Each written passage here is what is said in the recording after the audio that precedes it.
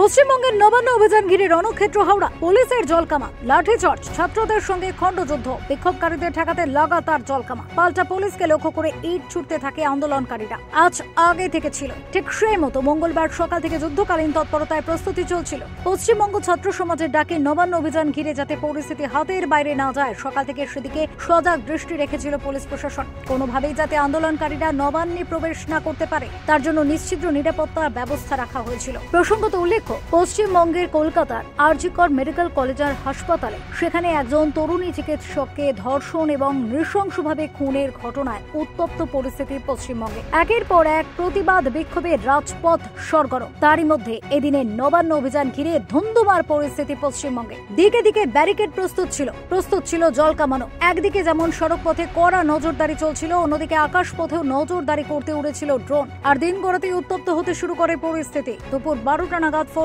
Road এলাকায় জমায়েত করতে শুরু করেন অভিযানকারীরা। সেখান থেকে হাওড়া ময়দান হয়ে জিটি রোডে মিছিল যেতেই শুরু হয় অশান্তি। ব্যারিকেডের একদিকে পুলিশ, অন্যদিকে বিক্ষোভকারীরা। তারপরেই পুলিশের ব্যারিকেড সরিয়ে টপকে এগিয়ে যেতে শুরু করেন তারা। ঠিক তখনই মিছিল ছত্রভঙ্গ করতে জলকামান দাগি পুলিশ, ফাটানো হয় কাঁদানে গ্যাসের সেল। পাল্টা মুহুর্মুহু ইট বৃষ্টি চলতে থাকে বিক্ষোভকারীদের পক্ষ থেকে। রণক্ষেত্রের রূপ নেয় এলাকা। অন্যদিকে কলেজ স্কোয়ার থেকে মিছিল রওনা হয়। মহাত্মা গান্ধী রোড থেকে মিছিল হাওড়া ব্রিজে উঠতে উত্তাল হয়ে ওঠে পরিস্থিতি। সেখানেও বিক্ষোভকারীদের ঠেকাতে জল কামান, কাঁদানে গ্যাসের সেল ফাটানো হয় পুলিশের তরফে। একদিকে যখন নবান্ন অভিযানে তপ্ত পরিস্থিতি, তখনই বুধবার রাজ্য জুড়ে 12 ঘন্টার বন্ধের ডাক দিয়েছে বিজেপি, যদিও সেই বন্ধ মানতে নারাজ পশ্চিমবঙ্গের শাসক দল। ব্যুরো রিপোর্ট, নবীন নিউজ।